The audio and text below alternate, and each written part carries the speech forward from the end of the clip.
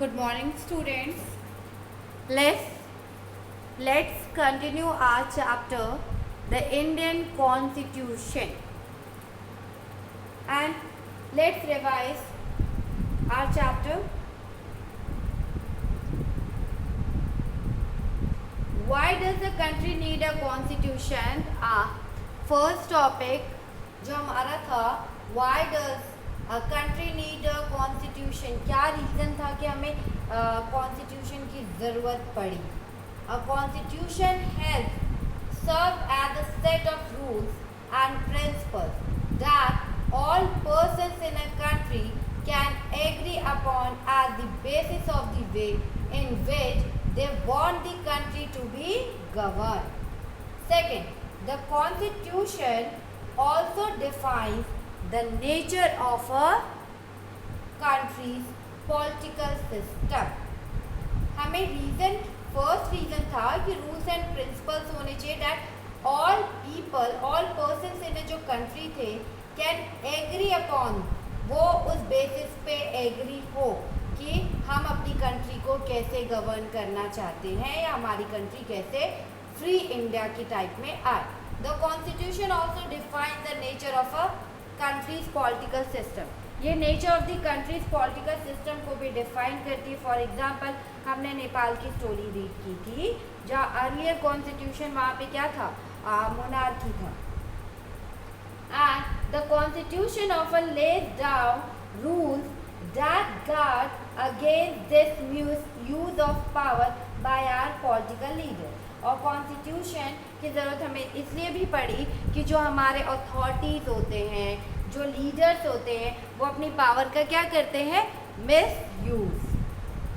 And for in a democracy the constitution also ensures that democracy में constitution हमें इसलिए भी इंश्योर करता है कि आपको कोई भी dominant group does not use it's power against other less powerful group और पीपल. कोई भी डोमिनेंट ग्रुप किसी भी लेस पावरफुल पीपल को उनके अगेंस्ट अपनी पावर को यूज नहीं करेगा. Third, the constitution helps to protect us against certain decisions that we might take and that could have an adverse effect on the larger principle. And the most important thing था कि the constitution है is to save us from ourselves. वो हमें हमसे ही बचाती है. And that it is possible that many people who live in a democracy might come to a strongly feel that party policies have become so hard. कई लोगों की feeling, अगर आप इसको अपने आप से ही बचाने की बात कर रहे हैं तो अगर हमें ये लगता है कि इस गवर्नमेंट ने ये डेवलपमेंट नहीं किया है, वो डेवलपमेंट नहीं किया है, तो हमें एक मोनार्की सिस्टम ले आना चाहिए. तो मोनार्की सिस्टम में क्या होगा, जो अभी ये गवर्नमेंट आपको फ्रीडम दे रही है, हम अपने फ्यूचर के बारे में तो नहीं सोच रहे कि अगर मोनार्की सिस्टम आएगी तो क्या जो हमारे फ्रीडम्स है वो हमसे छीनेंगे या नहीं, वो हम नहीं सोच रहे. हम सिर्फ इतना सोचते हैं, वी आर थिंकिंग कि जो गवर्नमेंट है प्रेजेंटली वो डेवलपमेंट के लिए कुछ नहीं कर रही है, या उसने इस इशू पे कहीं पे भी अगर कुछ भी हाई कोर्ट में भी केस होता है तो 7-8 ईयर्स हो जा रहे हैं. हम बस इसको सोचकर मोनार्की सिस्टम के बारे में सोचने लगते हैं कि वहाँ पे तुरंत डिसीजन आ जाता है. लेकिन वहाँ पे जब डिसीजन तुरंत आता है तो वहाँ पे क्या होता है कि वहाँ पे सिर्फ राजा का हक रहता है और किसी की फ्रीडम नहीं देखी जाती है, सबकी फ्रीडम ले ली जाती है, छीन ली जाती है. एंड आफ्टर दैट हमने की फीचर्स का एक इंट्रोडक्शन पढ़ा था. That the long experience of oppressive rule under the colonial state convinced India that free India should be a democracy in which everyone should be treated equally and be allowed to participate in government. हमने इतना oppressive rule झेला है Britishers के under में, हम पे इतना उन्होंने राज किया है और हमें ऑलवेज डाउन किया है, तो दैट उन्होंने में रिन्यूड किया था। एंड इसीलिए हम स्ट्रगल करते हुए भी प्लानिंग करते थे कि हमारी जो फ्री इंडिया होगी उसमें डेमोक्रेसी होगा और एवरीवन शुड बी ट्रीटेड, सबको इक्वली ट्रीट किया जाएगा and be allowed to participate in government, और अलाउड किया जाएगा कि पार्टिसिपेट करे वो गवर्नमेंट में, हर डिसीजंस में पार्टिसिपेट करे। The constituent assembly was framed 1946 को कॉन्स्टिट्यूएंट असेंबली फ्रेम करना स्टार्ट हुई थी और इसमें 300 कॉन्स्टिट्यूएंट, इसमें 300 पीपल ने, जो मेंबर्स ऑफ कॉन्स्टिट्यूएंट असेंबली थे, जो मेंबर थे कॉन्स्टिट्यूएंट असेंबली के, उन्होंने इसमें पार्टिसिपेट किया और 3 इयर्स तक 300 पीपल ने पार्टिसिपेट किया और 3 इयर्स तक वो लगातार आपस में मीटिंग करते रहे इंडियन कॉन्स्टिट्यूशन को बनाने के लिए। And various things are kept in mind, उन्होंने अपने दिमाग में कुछ वेरियस थिंग्स ड्रॉ करके रखा था कि जो कॉन्स्टिट्यूशन होगा, जो as the country was made up of serve, क्योंकि हमारे इंडिया में बहुत ही डाइवर्सिटीज़ है, तो हमारे कॉन्स्टिट्यूशन के बनाने में उन सब ने, उन 300 पीपल ने अपने माइंड में रखा था कि सबकी कास्ट अलग होती है, रिलीजन बेसिस पे डिफरेंट होते हैं, कल्चर बेसिस पे डिफरेंट होते हैं, लैंग्वेजेस बेसिस पे सब डिफरेंट होते हैं, तो उनके लिए भी जो डाइवर्सिटीज़ है इंडिया में, उनके साथ डिस्क्रिमिनेशन ना हो, तो उनके लिए भी एक कॉन्स्टिट्यूशन था, मतलब प्रॉपरली सबके लिए इक्वली कॉन्स्टिट्यूशन लिखा जा रहा था। एंड आफ्टर दैट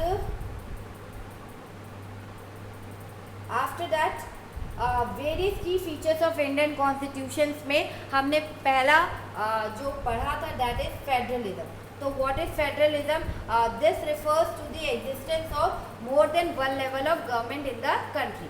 ये रिफर करती है existence of more than one level of government in the country, means कि एक लेवल से ज़्यादा गवर्नमेंट के लेवल्स होते हैं, and that is you can say local government, state government and the last is central government.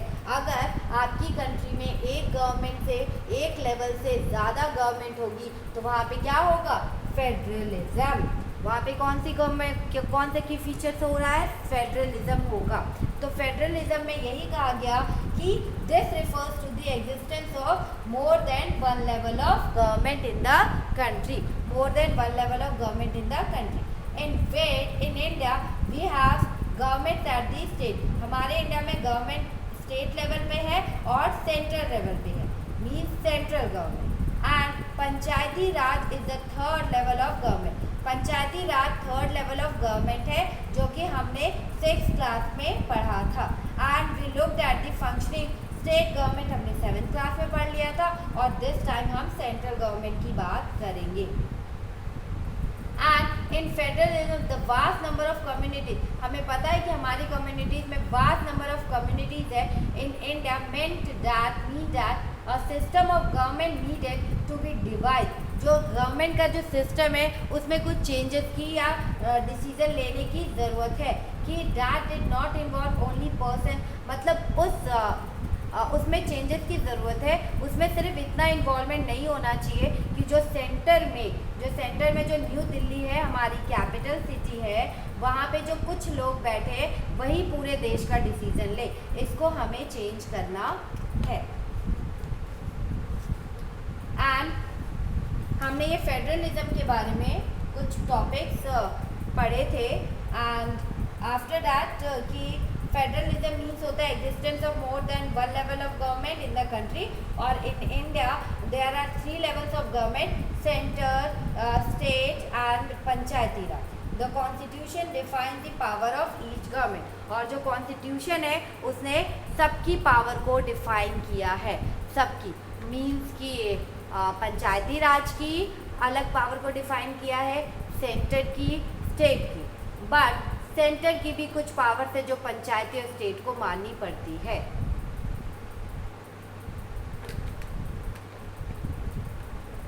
आज second topic, second की features क्या है? Parliamentary form of government. Parliamentary form of government that is the different tiers of government that you have just read about consistence of representatives who are elected by the people.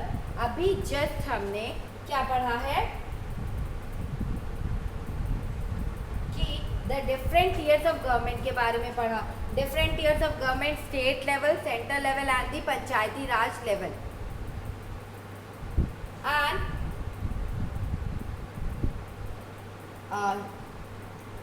हमने ये जो पंचायती राज level के बारे में पढ़ा that you just read about consist of representative. हमने अभी कुछ रिप्रेजेंटेटिव्स के बारे में पढ़ा था who are elected by the people, जो इलेक्टेड हुए हैं पीपल के द्वारा. मीन्स कि हम लोग उन्हें इलेक्ट करते हैं, हम लोग उन्हें चुनते हैं. And your class 7th book begin with the story of Kanta who was standing in the line to vote during in election. आपने कांता के बारे में पढ़ा होगा इन 7th क्लास 1st चैप्टर पे कि जो कांता थी वो एक लाइन में क्यू में खड़ी थी वोट करने के लिए during an election. The constitution of India guaranteed universal adult suffrage for the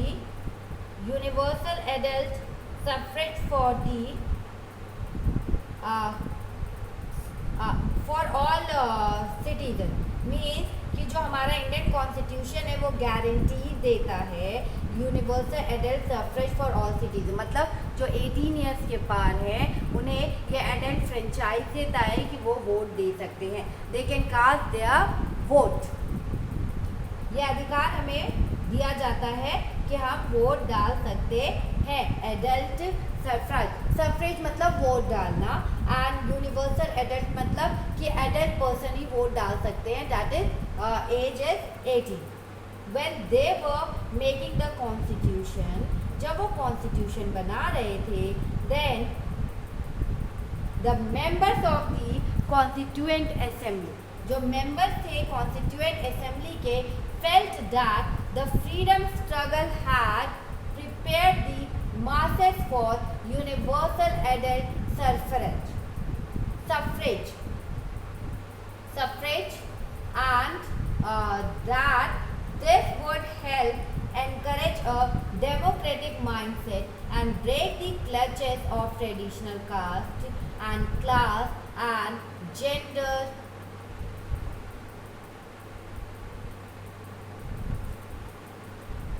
when they were making the constitution. जब वो कॉन्स्टिट्यूशन बना रहे थे the member of the constituent assembly felt that the freedom struggle had prepared the masses for universal adult suffrage. जब वो constitution बना रहे थे तो जो members of the constituent assembly थी उनको ये लगा, उनको मतलब फेल दैट कि जितने भी सबने पार्टिसिपेट किया है सब यूनिवर्सल एडल्ट सफ्रेज है. सब मासेस में मीन्स कि इतने लोगों ने फ्रीडम फाइटर में पार्टिसिपेट किया कि सबको वोटिंग का हक है. सब एक 18 क्रॉस है और सबको वोट देने का हक है. And this would help encourage, और ये उनको एनकरेज करेंगे डेमोक्रेटिक माइंडसेट करने में. और ये जो वोटिंग का हक है उनको ये एनकरेज करेंगे कि सबका यहाँ पे इक्वल हक है, मतलब इक्वालिटी है.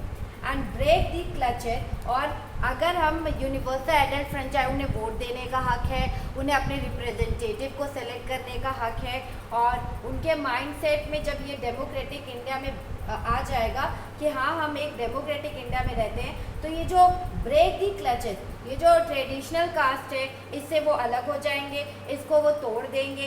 एंड क्लास और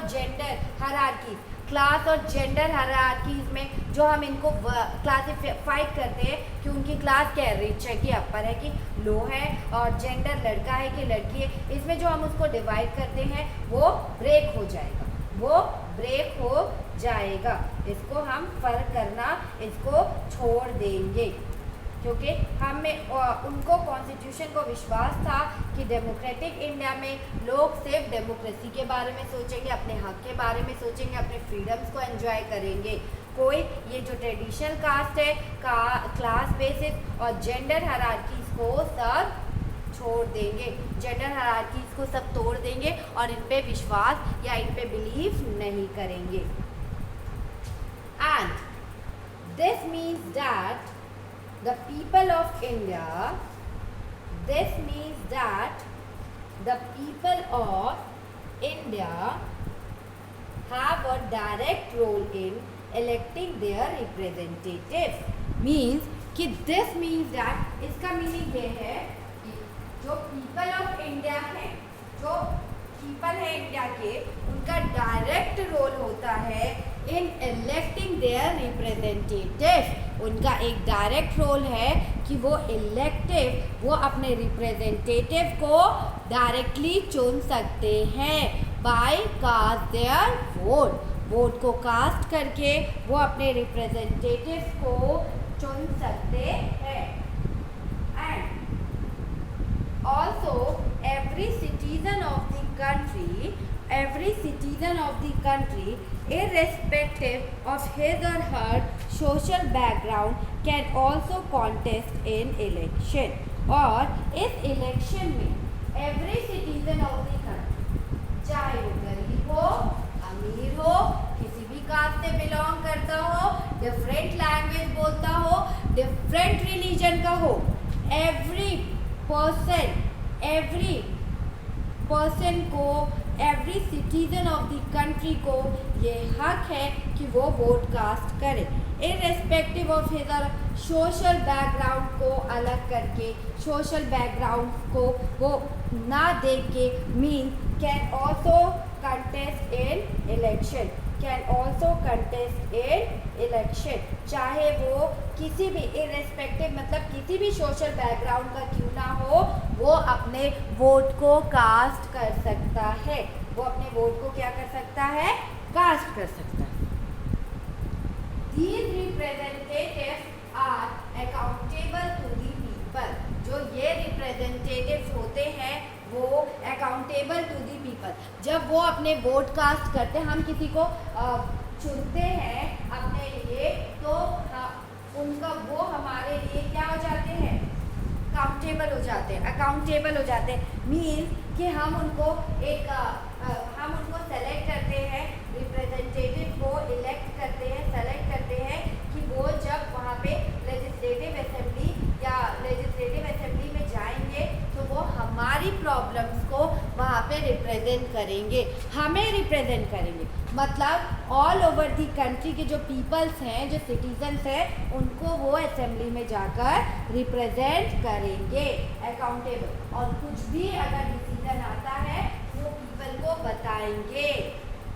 You will read more about why representation is crucial to democratic functioning in Unit 2 of this book। आप Unit 2 में इस बुक में पढ़ेंगे कि why representation is crucial, means कि why representation is important, why representation is important in democratic country या democratic functioning में ये representation कितना important है। and let's our third feature is separation of powers। Third feature is separation of powers। Parliamentary form of government, let's revise it, that Constitution of India guarantees universal adult suffrage for all citizens, means that the people of India have a direct role in electing their representative। जो people of India, जो citizens of India है, वो direct role play करते हैं अपने representative को select करने के लिए। Also every citizen of the country irrespective वो किसी भी सोशल बैकग्राउंड का क्यों ना हो, उसे कंटेस्ट इन इलेक्शन, वो पार्टिसिपेट करने का, वो participate can also contest in election. And third feature is separation of power. Third feature is separation of power.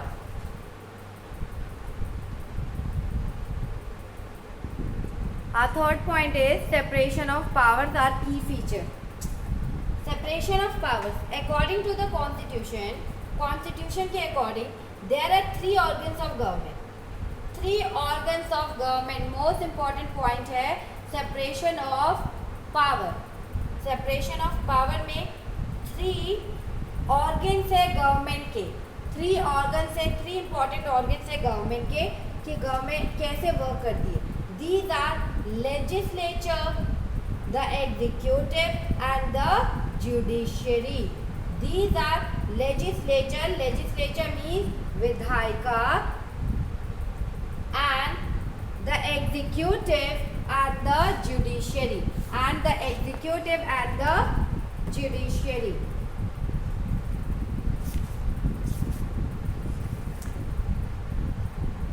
Means the legislature refers to our elected representatives. Legislature कौन होते हैं? जो हमारे elected representatives होते हैं. Elected representatives को हम क्या कहते हैं? Legislature. The executive is a smaller group of people who are responsible for implementing laws and running the government. जो executive होते हैं वो स्मॉलर ग्रुप्स ऑफ पीपल होते हैं और वही रिस्पॉन्सिबल होते हैं लॉज को इम्प्लीमेंट करने के लिए और रनिंग द गवर्नमेंट के लिए. और जो जुडिशरी होते हैं of which you will read, आप जुडिशरी के बारे में यूनिट 3 में पढ़ोगे of this book. Refers to this system of courts in the country. Judiciary means जजेस. इस कंट्री में जितने भी कोर्ट्स हैं उसको जुडिशरी रिफर करती है. And the executive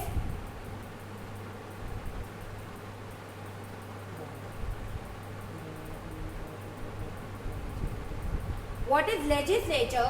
Legislature means all the MLAs. जितने भी MLAs होते हैं who gather together in the legislative assembly. वो जब gather together होते हैं एक साथ असेंबली में, लेजिस्लेटिव असेंबली में इकट्ठा होते हैं तो that's called legislature. That's called legislature. Legislature means कि जब वो लोग असेंबली में इकट्ठा हो जाते हैं हमारे सारे रिप्रेजेंटेटिव तो उसे हम क्या कहते हैं? Legislature. That's called legislature. And The executive is a smaller group of people होते हैं who are responsible रहते हैं for implementing laws. laws को implement करने के लिए और running the government के लिए. laws को implement करने के लिए और government को running कि गवर्नमेंट कैसे रन कर रही है, उन लॉज को इम्प्लीमेंट किया गया है कि नहीं, ये सारे रिस्पॉन्सिबिलिटी किसकी रहती है? एग्जीक्यूटिव की. एंड द जुडिशरी तो एक पार्ट और एक सिस्टम है हमारे कोर्ट्स का. जुडिशरी एक सिस्टम है हमारे कोर्ट्स का. सेपरेशन ऑफ पावर 3 पार्ट्स होते हैं. First legislature, second executive and the third is judiciary. Legislature refers to our elected representative.